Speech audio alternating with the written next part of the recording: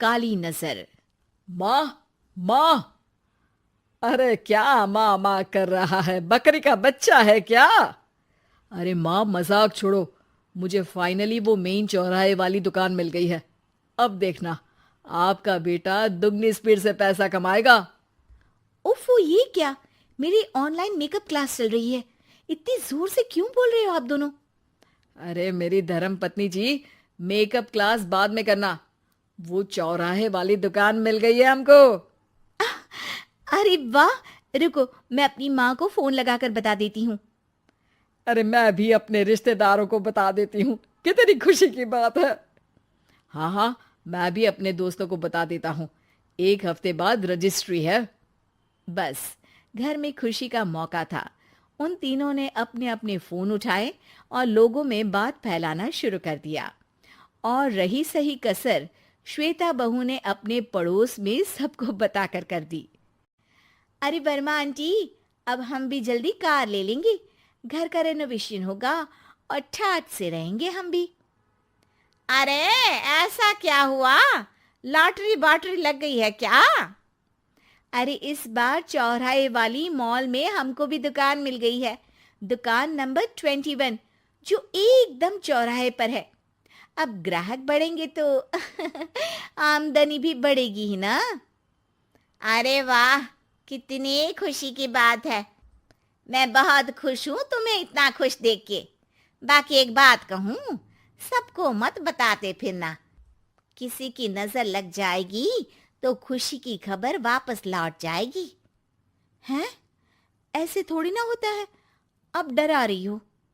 अरे सही कह रही हूँ। काली नजर कहते हैं इस चीज को, जब आप किसी को कुछ बताओ और वो काम बिगड़ जाए। अरे लेकिन मैं तो। तुमने सबको बता दिया ना?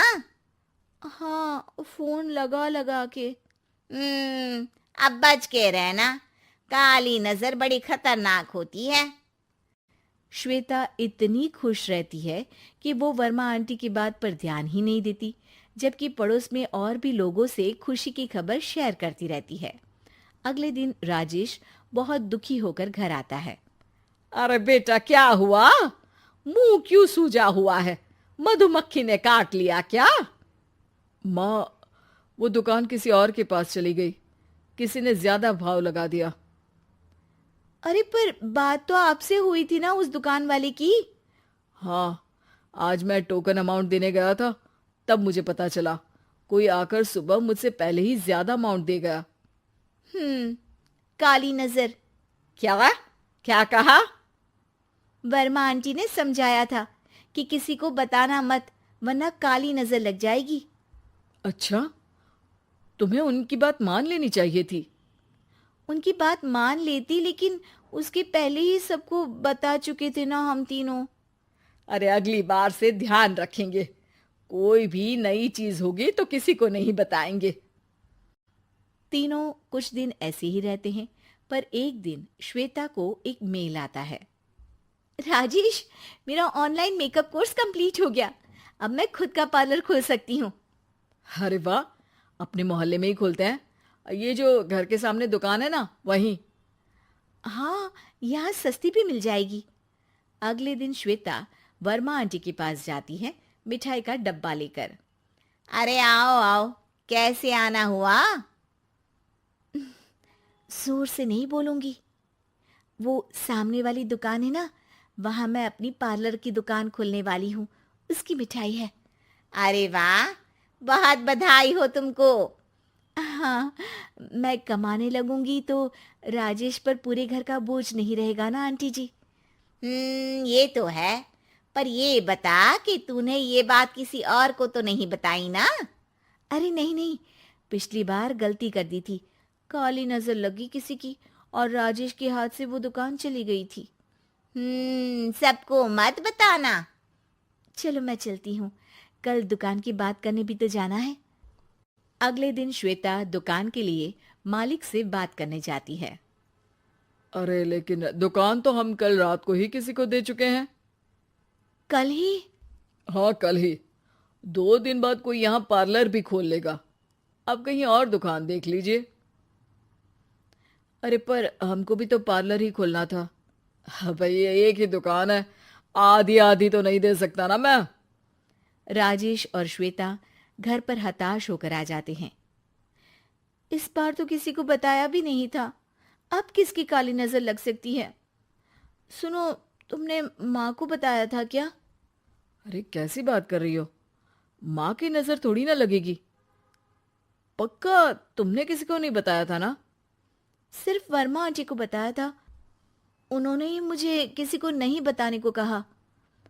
अरे यार, तुम भी सही हो, मेरी माँ को नहीं बताने को कह रही हो, पर वर्मा आंटी को बताना तुम्हें जरूरी लगा। अरे वर्मा आंटी ने ही तो काली नजर के बारे में बताया था ना, वो हमेशा हमारा भला ही तो चाहती हैं। मेरी माँ भी हमारा भला ही चाहती है। अरे पर चिल्ला क्यों रहे हो? बात नहीं कर सकते क्या आराम से? नहीं आता वो आराम से बात करना, और करना भी नहीं चाहता हूं मैं। दुकान जाने का दुख गुस्से में बदल गया था और राजेश और श्वेता में बात बंद हो गई थी। 2 दिन बाद मोहल्ले में पार्लर का इनॉग्रेशन हुआ, जिसमें मोहल्ले के सभी लोगों को बुलाया गया, पर श्वेता, राजेश और माँ नहीं जाते। माँ, अंदर आ जाओ, क्या देख रही हो? अरे नया पार्लर देख रही हूं अपने आंगन से। देखो, माँ को दूसरे का सुख देखने में कितना मजा आ रहा है, मेरा दुख नहीं दिख रहा इन्हें। यह मेरा पार्लर भी तो हो सकता था।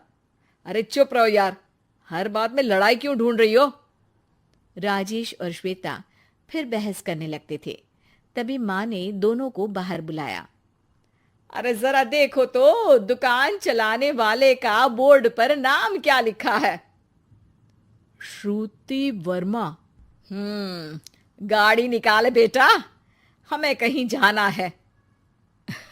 काली नजर का इलाज कराने? राजेश अपनी बाइक निकालता है। तीनों ट्रिपलिंग कर रहे हैं।